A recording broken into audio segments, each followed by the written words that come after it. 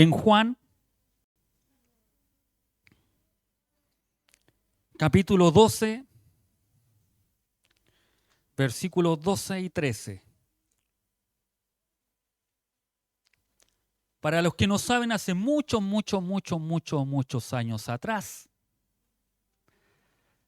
un día como hoy, ocurría un evento que comenzó a marcar la historia para que cada uno de nosotros días después tuviéramos redención ante Dios.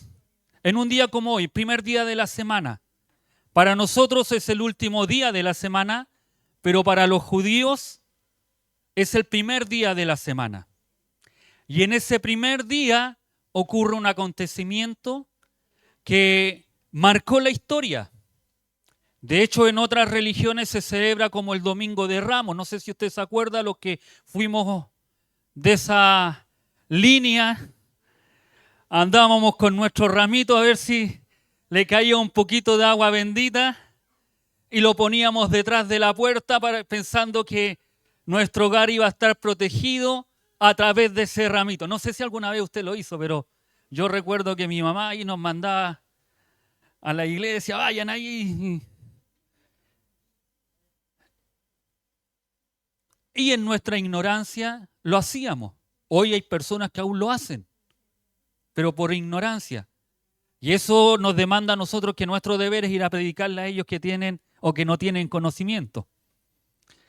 Y quiero compartir esta historia que es breve, pero que también nos hace pensar y nos va a hacer que a lo mejor nosotros somos de aquellas dos muchedumbres que habían en ese tiempo. Estoy expoliando, pero si lo ha encontrado, Juan capítulo 12, versículos 12 y 13, le damos lectura en el nombre de nuestro Señor Jesucristo.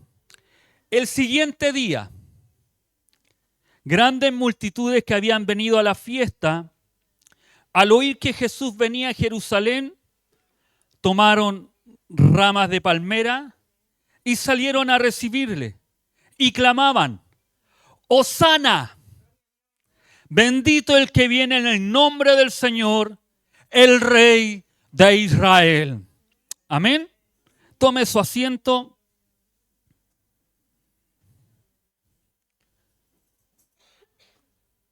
Y quiero que nos vayamos a contextualizar qué es lo que está ocurriendo, porque cuando dice el siguiente día, se refiere a lo que había sucedido días anteriores, o lo que había sucedido el día anterior de lo que era el día de Pascua, o lo que se iba a celebrar en una semana más. Y se refiere al ungimiento en Betania, en casa de Simón el leproso, en la ciudad donde vivía Lázaro. Dice que la escritura que hubieron, y en esa fecha ocurrió algo que es importante, un acontecimiento que marcó a fuego a aquellos fariseos que no querían que Jesucristo fuera exaltado, fuera loado, ya que Jesucristo, dice la escritura, que resucitó a Lázaro. ¿Se recuerdan? Y lo maravilloso no es solo que lo resucitó, sino que quedó estampado para aquellos judíos de la época que lo hizo después de 4 días. Y esto tiene que venir a memoria porque ocurre ese acontecimiento, después es ungido en Betania por María, y luego de eso él se levanta y hay una confabulación que querían algunos fariseos matar a Lázaro. ¿Y por qué querían matar a Lázaro? Porque no podían, es decir, aparte de Jesús, Lázaro era la prueba viviente de que Jesucristo no era solo un profeta, de que Jesucristo no era solo un escogido, un ungido, sino que era el verdadero Hijo de Dios que había levantado aún de la muerte a un hombre. La costumbre, como aprendimos hace mucho tiempo atrás, era de que los muertos se dejaban solo 3 días porque podía venir nuevamente el Espíritu y se levantaban. Pero ya cuando eran 4 días, y aún más cuando sus hermanas le dicen que ese cuerpo hiere, que ese cuerpo ya está pasado, ya está hediondo, ya está, ¿cómo va a resucitarlo? ¿O cómo? Y ellas decían, no, sí lo va a resucitar, pero cuando venga el día. No, dice, yo soy la resurrección y la vida. Pasajes que nosotros amamos y él mismo se menciona cuando dice, yo soy el que resucito. Yo soy el que levanto de entre los muertos. Entonces ocurre de que todo eso estaba en la memoria del pueblo y dice, en el siguiente día, después de que ellos hayan cenado, después de que él haya sido ungido, él entra a Jerusalén. Y dice que grandes multitudes que habían venido a la fiesta. Esta fiesta es la Pascua, que se celebraba una semana después. Además de esta fiesta estaba la fiesta de Pentecostés y la de los tabernáculos, que eran las tres fiestas más importantes que los judíos guardaban. Para la Pascua venían a Jerusalén judíos de todo el mundo. Donde quiera que viviera un judío, su propósito era celebrar una Pascua en Jerusalén. Así que no había poca gente, había una gran multitud. Algunos dicen que habían venido algunos de Galilea, que eran los que quisieron hacerlo rey en el capítulo de Juan 6, cuando hizo un milagro y querían hacerlo rey. Y él dijo que no. Y se piensa de que muchos de esos judíos estaban ahí en esa semana, en el comienzo de semana para celebrar la Pascua. Entonces todo Jerusalén y los pueblos de alrededor estaban abarrotados de peregrinos. Había una gran multitud. Amén. Se habían divulgado noticias y rumores de que Jesús, el que había resucitado a Lázaro, estaba de camino hacia Jerusalén. Y habían dos multitudes son las que se juntan. Aquellas que iban con Jesucristo desde Betania, que lo conocían, que habían participado con él, que habían visto los milagros que Jesucristo había hecho, y estaban la otra multitud que estaba allá en Jerusalén y se da cuenta o le avisan, Jesucristo viene para acá. Dos multitudes. La pregunta, ¿en qué multitud usted se va a encontrar? ¿En la que sigue a Jesucristo o la que está esperando que llegue? Y nos vamos a dar cuenta por qué. Cuando la gente le encontraba, le recibía como un conquistador. Y la vista de los tumultuosos bienvenidas sumió a las autoridades en la desesperación, porque parecía que nada de lo que ellos hicieran podía detener la avalancha de los seguidores de Jesús. Muchos de los fariseos, de los que se encontraban en esa oportunidad, temieron, porque la presentación o la aclamación que hacen de Jesucristo no es la de que Él venía en paz. Ellos esperaban y decían, este es el Salvador, este es el que nos va a dar la salvación, el que nos va a libertar del imperio romano. Ese era el pensamiento que tenía mucho de esta multitud. Tomaron ramas de palmera y salieron a recibirle y clamaban, Hosana, bendito el que viene en el nombre del Señor, el Rey de Israel. Este incidente es tan importante que debemos hacer todo lo posible para comprender qué fue exactamente lo que estuvo o lo que sucedió en ese momento. Algunos de la multitud no eran más que espectadores.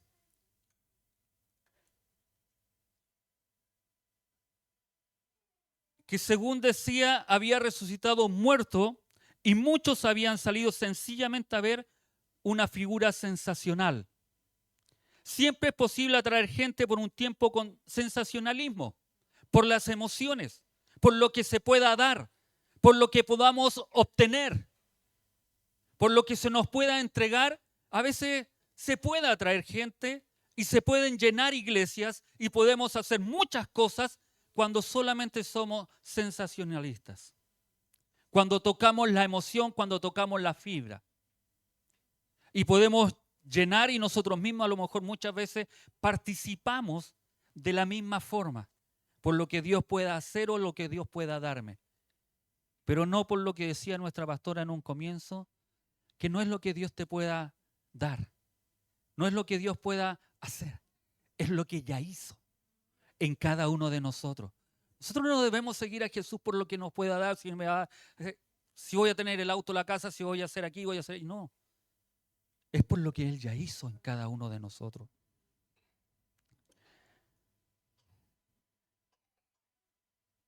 muchas veces cuando buscamos o se busca la ascensionalidad, no suele durar mucho. Muchos de los que aquel día consideraron a Jesús la persona más importante, lo consideraron rey, batieron palmas, gritaron, lo proclamaron, lo exaltaron. A la semana siguiente estaban pidiendo su muerte. Mire el contraste. Y eso a veces en nuestras iglesias ha penetrado. Hoy podemos nosotros estar cantando diciendo Él es rey, Él es soberano, Él es mi amo. Pero salgo de la iglesia y ahí dejamos al Señor, ya no es nuestro amo, ya no es nuestro Señor. Y no a lo mejor porque lo digamos, sino que es por cómo nos comportamos. Es cómo vivimos el evangelio práctico de nuestras vidas. Es cómo yo vivo fuera de aquí. Porque aquí ustedes y cada uno de nosotros nos vamos al cielo. Y nos vemos como angelitos. Que pueden andar las moscas y nos sale acá el matamosca para eliminarlas. Hasta eso no matamos, ni una mosca. Aquí. Pero lleguen a sus casas, ahí. Y de esos matamoscas eléctricos, ¿para qué? Somos diferentes afuera. Y podemos ser como esta muchedumbre que aclamó, que exaltó, que gritó, que exaltó a este Jesucristo que iba entrando a aquella ciudad. Muchos de la multitud vitoreaban a Jesús como a un conquistador. En el fondo esa era la atmósfera dominante de aquella escena. Los saludaron con las palabras Hosana, bendito el que viene en el nombre del Señor, que es el Rey de Israel. La palabra Hosana quiere decir en hebreo, salva ahora, sálvanos ya. Ese ya es un sentido de urgencia. Y el grito de la gente era casi precisamente que valía, Dios, sálvanos ahora, ha llegado nuestro libertador. Ese Hosana que nosotros cuando le leemos, oh, qué buena la adoración, estaban diciendo con, Señor, sálvanos, ahora es el tiempo. Eso es lo que quiere decir Hosana. Hoy es el tiempo de nuestra liberación, de nuestra redención, pero no de nuestra redención de pecados, sino que la redención, la libertad de que estaban siendo oprimidos por los romanos. Por eso ellos gritan, Hosana, Hosana. Y más aún agregan, bendito el que viene en el nombre del Señor. Las palabras con las que dieron la bienvenida a Jesús son iluminadoras. Son una cita del Salmo 118, 25, 26. Este salmo tenía muchas referencias que no podían por menos de estar presentes en la mente de la mayoría. Era el último salmo del grupo conocido como los Jalel, que palabra Jalel quiere decir loado sea Dios. Hay una colección de salmos del 103 al 118 que son solamente de adoración, de exaltación a Dios. Y estos salmos, esta finalización de este salmo, los judíos de la época, esa multitud tremenda que estaba en ese momento, estaba diciéndole a él, tú eres el loado de Dios. Mire qué maravillosa la expresión que ellos están utilizando, pero ellos lo veían de un Salvador. Oh Jehová, sálvanos ahora. Te ruego, oh Jehová, que nos hagas prosperar ahora. Bendito el que viene en el nombre de Jehová, desde la casa de Jehová, os bendecimos. Eso es lo que dice el Salmo 118. Esto formaba parte de las primeras cosas que se aprendían de memoria los niños judíos. Se cantaba a menudo en los cultos de alabanza y en acción de gracias del templo y eran parte del ritual de la Pascua. Qué hermoso que nuestras alabanzas que cantemos siempre sean para loar a Dios, para exaltar a Dios. Que las letras que cantemos, nosotros podamos analizarlas y ver dónde está el Señor Jesucristo en esa alabanza. Porque hoy en día en muchas de nuestras iglesias ya no se ha sacado a Jesucristo de las alabanzas. Es algo que debemos preocuparnos y aprender.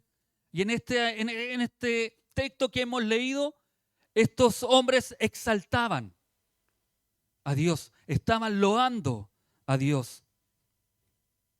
Además, este salmo en particular estaba íntimamente relacionado con el ritual de la fiesta de los tabernáculos, en el que los adoradores llevaban manojos de palmera, arrayán y sauce, e iban todos los días al templo con ellos. Todos los días de la fiesta de los tabernáculos daban vuelta al altar mayor de los holocaustos, una vuelta los 6 primeros días y 7 el último día, como se hizo en Jericó, y conforme iban marchando cantaban triunfalmente versículos de este salmo y especialmente de estos mismos. Eso quería decir que por eso estaban las palmas, una cosa que no existe en Israel, entonces tenían que trasladarla de otro lugar para que pudieran estar estas palmas, estas ramas de palmeras, y iban adorando, iban exaltando. Eso era lo que ellos hacían. Durante los primeros 6 días ellos iban y adoraban y exaltaban al Señor y citaban estos salmos.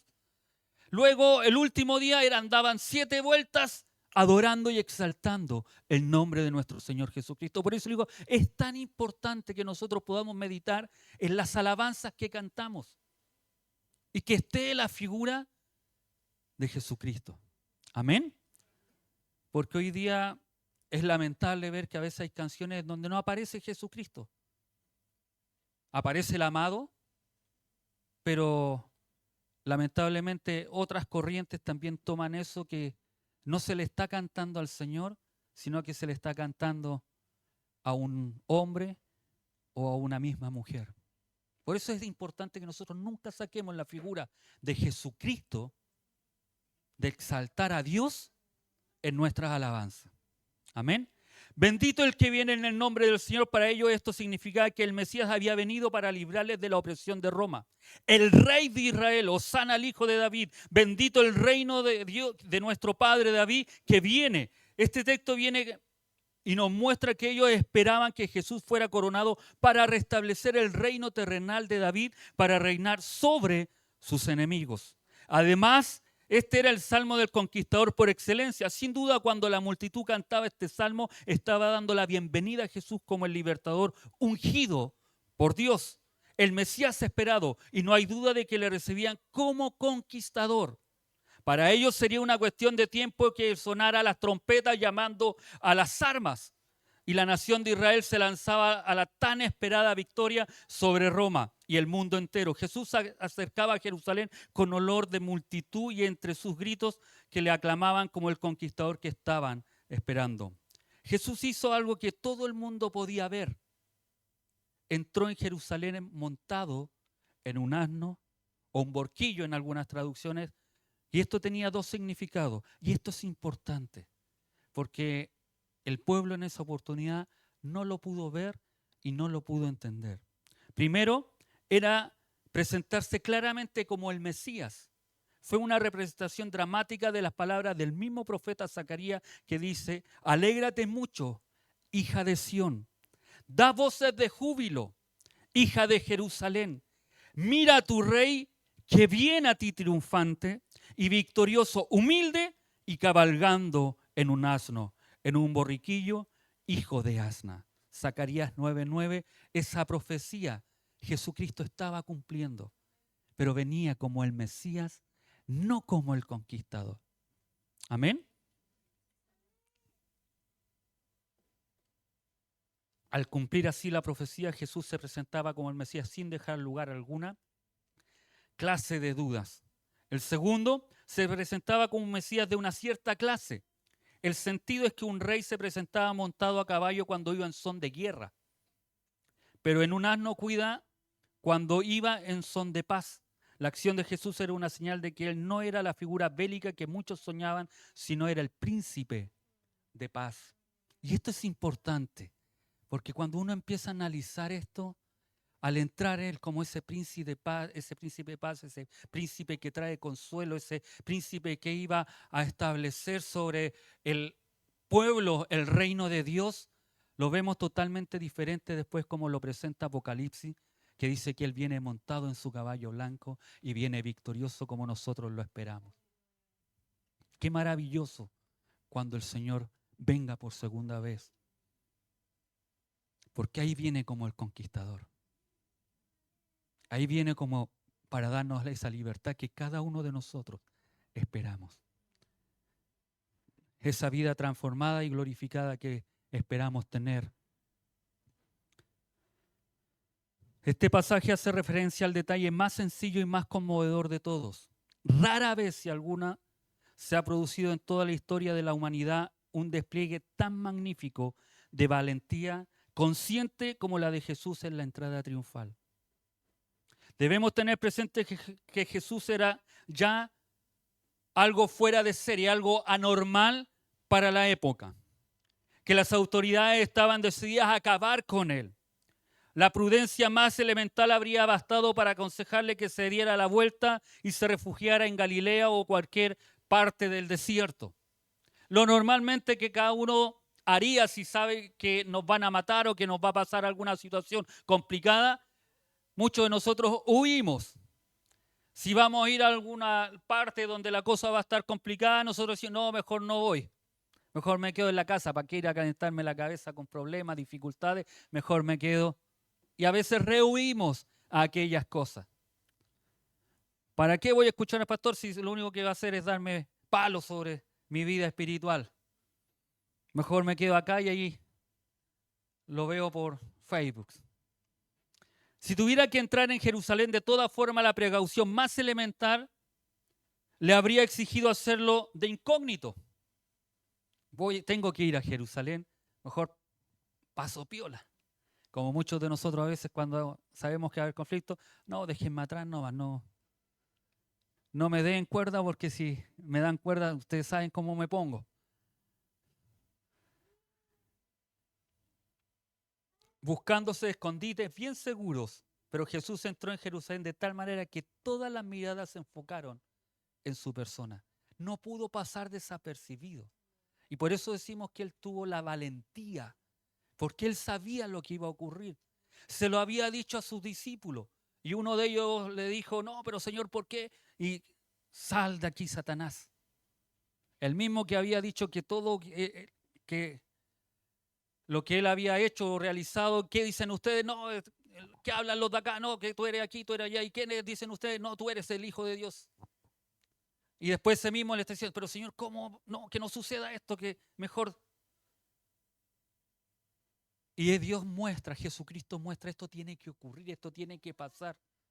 Y tiene que pasar para que tú y yo pudiéramos estar esta tarde acá. Tenía que pasar para que tú y yo podamos ser y ser esos herederos del reino de los cielos. Por eso digo que fue una acción valiente, valor, y de un valor más superlativo, porque desafiaba a todo lo que la humanidad le pudiera hacer. Si nosotros vemos la pasión de Cristo, lo que Él pasó, lo que Él vivió, los azotes, las injusticias, lo que vivió en ese momento, cuando lo toman detenido, que cuando uno de los 12 lo entrega, sufrir la traición de uno que estuvo más de 3 años con él y sufrir esa traición de haberlo doctrinado, enseñado, pero a pesar de eso, igual lo traicionó. Desde ahí parte el sufrimiento aún cuando está en el Gólgota y dice, Señor, si fuera por mí no pasaría esta copa, pero la paso por amor. Fue la acción del amor más superlativo porque fue la última apelación del amor antes de que Él falleciera, antes del final. Yo quiero que nos imaginemos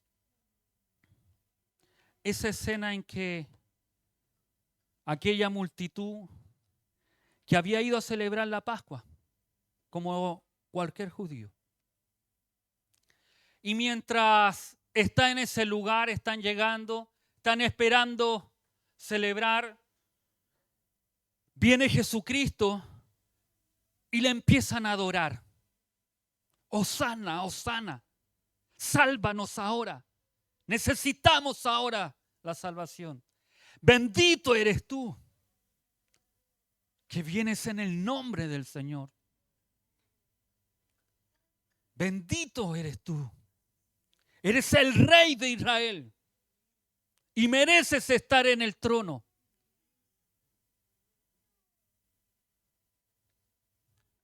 Y a los días después, esa misma multitud está diciendo: crucifíquenle, crucifíquenle. Jesucristo sabía todo lo que iba a ocurrir y iba a pasar.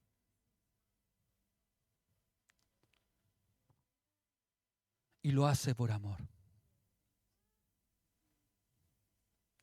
Lo hace por ti. Lo hace por mí. La pregunta: ¿en qué multitud estoy?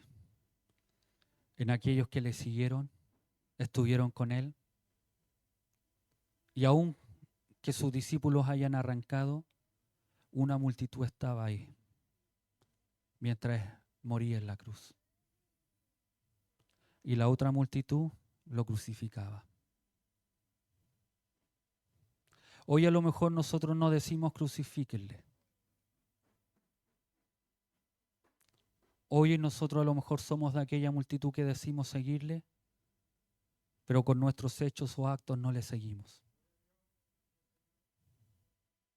Por cómo nos comportamos, porque queremos hacerlo a nuestra manera y no a la manera que dice la Biblia o que dice su palabra. Y nos convertimos en aquella multitud que aclama, que exalta, que da lores, nos convertimos en aquella multitud que quiere solo los beneficios que podía dar un rey, y un rey libertador.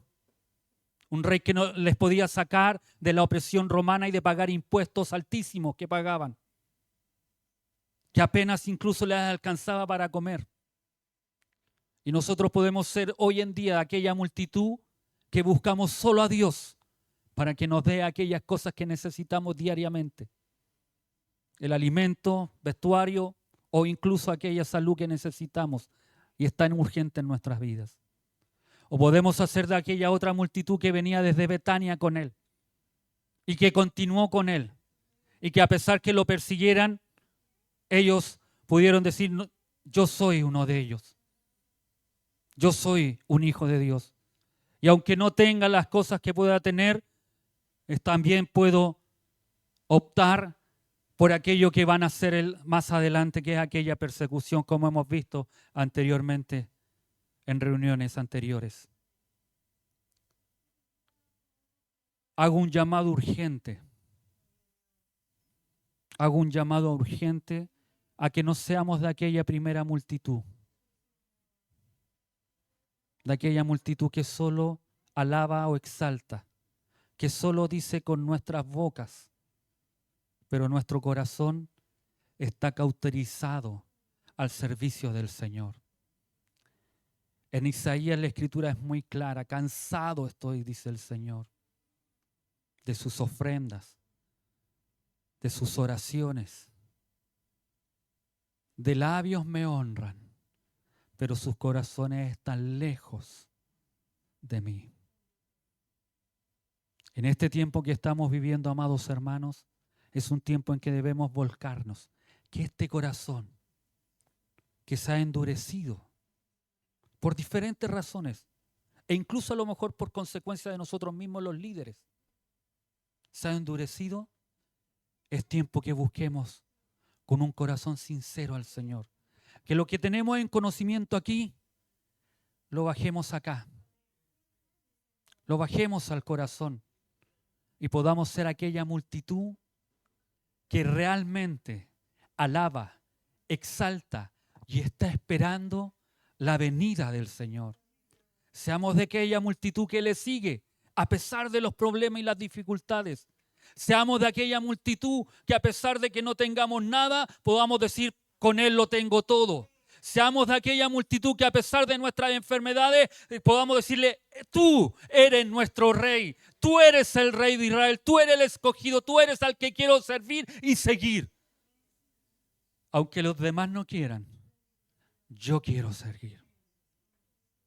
Que podamos hacer aquella diferencia y ya no ser aquella multitud que solo proclama o alaba, sino que seamos de aquella multitud que realmente sigue y sirve a nuestro Señor Jesucristo. Póngase de pies.